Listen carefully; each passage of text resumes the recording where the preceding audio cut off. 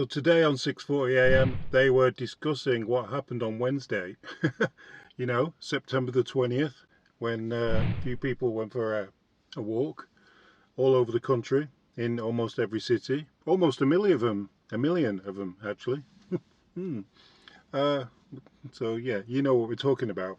The thing that we can't really talk about on YouTube or on any platform because we have the Prime Minister saying things like this, that he's for protecting LBGT, and he, it was absolutely nothing to do with that.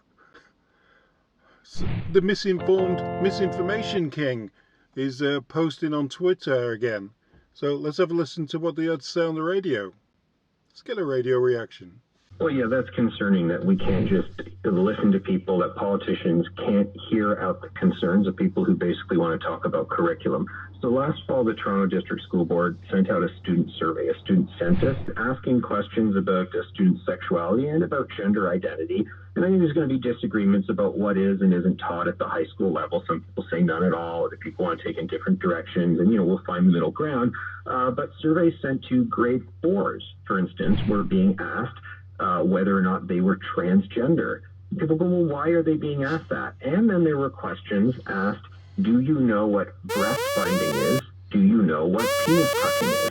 And these were not just in the high school surveys. Elementary age kids were being asked these questions.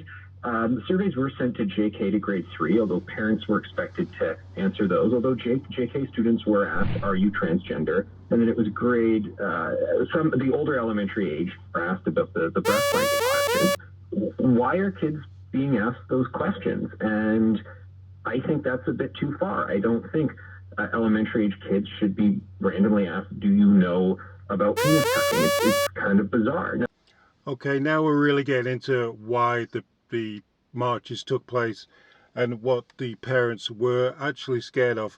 I don't have a child in school, so I never got any of these letters, but obviously they're getting these letters, and the things that are on these letters for these really, really young children, we can't even say on an adult website like YouTube that's adults only. We can't even say any of that because it could offend the children.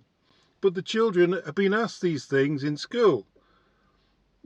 This is an eye-opener for me, to be honest. An eye-opener. Yeah, let's carry on.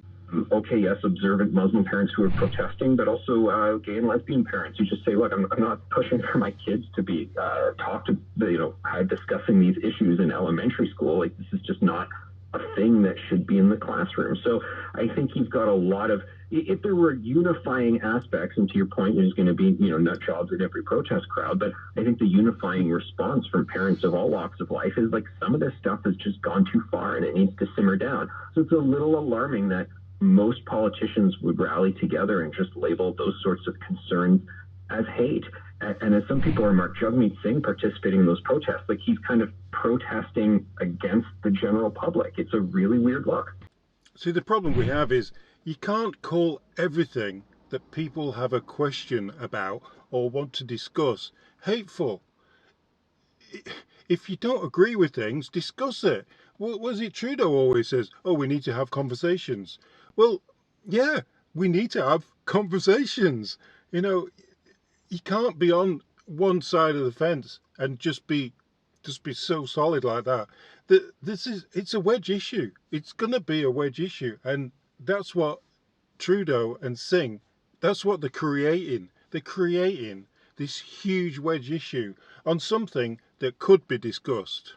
No, I think they absolutely are. And the wrong side is just saying no, parents shouldn't be allowed to speak out or even just ask critical questions about these excesses. Like I said in the TDSB school survey, it's like, well, hold on a second. The opposition is not that the school is teaching, there's people of all different walks of life, and some kids have 2 mommies and 2 daddies, and that's okay. I mean, I guess there's a few people who have a problem with that being mentioned in the classroom. I don't.